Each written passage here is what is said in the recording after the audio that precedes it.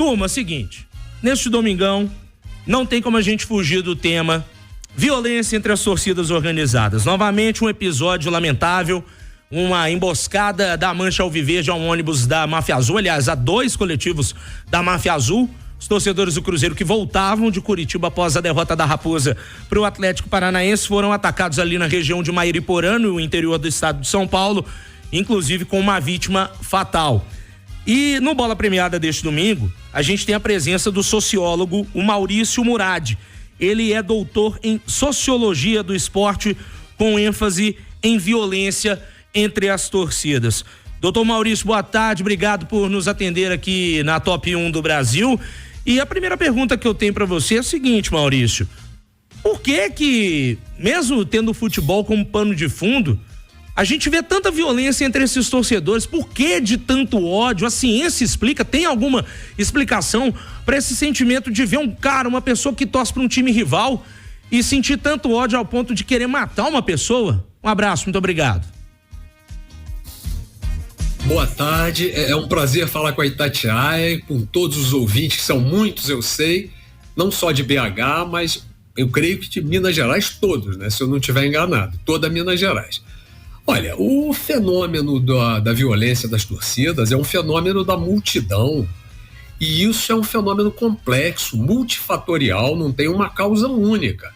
Eu trabalho com isso desde 1986, quase 40 anos, e de lá para cá, primeiro pela UERJ, onde eu fundei pioneiramente o Núcleo de Sociologia do Futebol, que foi o primeiro do Brasil.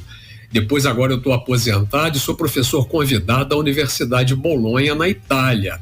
E o tema é sempre esse, a violência. A violência acontece em todas as torcidas e em todo o mundo. Mas é preciso a gente contextualizar em cada país para saber as diferenças. O caso brasileiro, que é o que nos interessa de perto. A sociedade brasileira é uma sociedade violenta. A legislação punitiva existe, a polícia muitas vezes age, nem sempre, mas a justiça muitas vezes solta. Então, por exemplo, a média de punição até as últimas consequências de crimes em geral no Brasil, para a gente facilitar, não ficar com muito número, é em torno de 8%. No futebol, até as últimas consequências, é em torno de 4%. Quer dizer, 8% já é um índice baixíssimo, nós estamos pela metade. Então, essa impunidade, esse não cumprimento das penalidades previstas em lei, o cumprimento até as últimas consequências, é uma das causas porque o futebol, um belo espetáculo, um esporte mais massivo do Brasil e do mundo, de uma maneira geral, variando alguns países. Por que o futebol é campo, é espaço para esse tipo de ação violenta, de barbárie, como vocês disseram?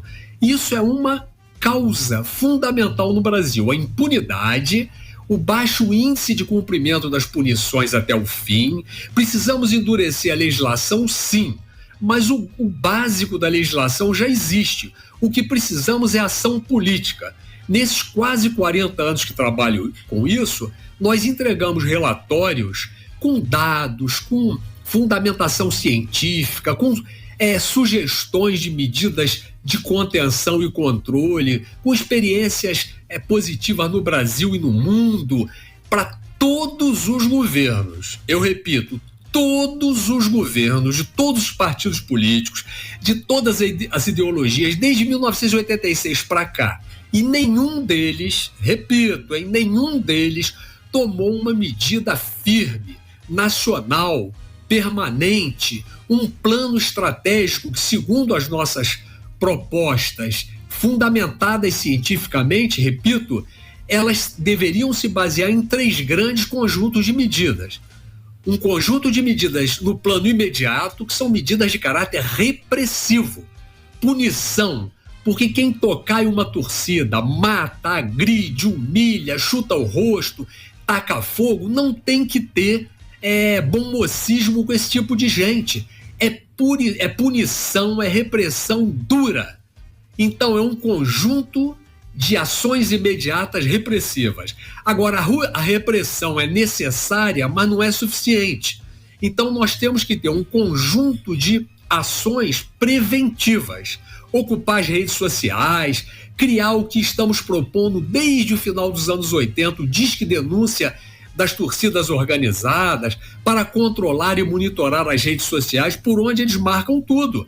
Essa vingança do Palmeiras contra o Cruzeiro, ela está sendo monitorada pela polícia desde 2022, há mais de 2 anos.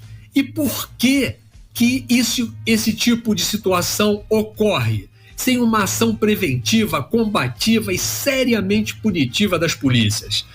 E o terceiro conjunto de medidas é um conjunto de medidas reeducativo para melhorar os índices de educação da multidão, para melhorar a ação preventiva e reeducativa dessas multidões apaixonadas pelo futebol.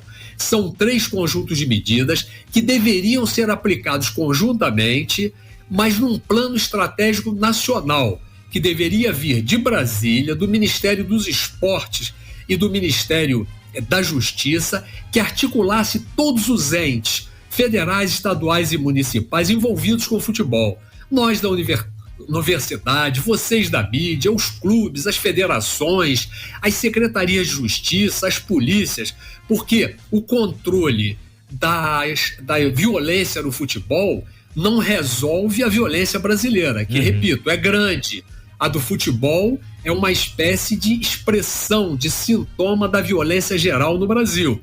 Agora, mesmo que não resolva, que o futebol não vai resolver os problemas brasileiros, é claro, mas seria uma contribuição muito importante para diminuir, para minimizar os nossos graus de violência em geral, para além do futebol, que são muito graves, muito agudos. Agora, enquanto as autoridades, que quase nunca são autoridades e nem sempre são públicas, são mais voltadas para interesses de partido, de grupos e até pessoais, enquanto as autoridades não tomarem uma atitude firme, permanente, sequenciada e inovadora, com novas pesquisas, enquanto isso não acontecer, o que ocorre? O que tem ocorrido nos últimos 15 anos, basicamente, até um pouco mais.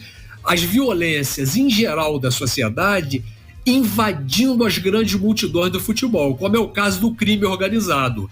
Hoje tem claramente monitorado pela Polícia de São Paulo a entrada do PCC nas torcidas organizadas e, muito especialmente, na mancha alviverde, essa do Palmeiras que tocaiou e agrediu os torcedores do Cruzeiro.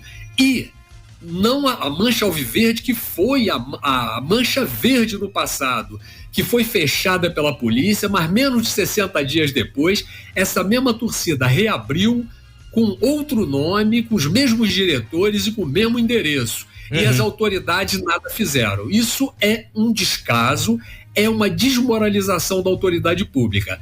No caso de São Paulo, o PCC. E no caso do Rio de Janeiro, as milícias estão organizadas e ocupam ou tentam ocupar esses espaços das grandes multidões no futebol para cometer os seus ilícitos. É o tráfico de drogas, é o tráfico de armas, uma série de outras coisas. É o aprofundamento do cambismo.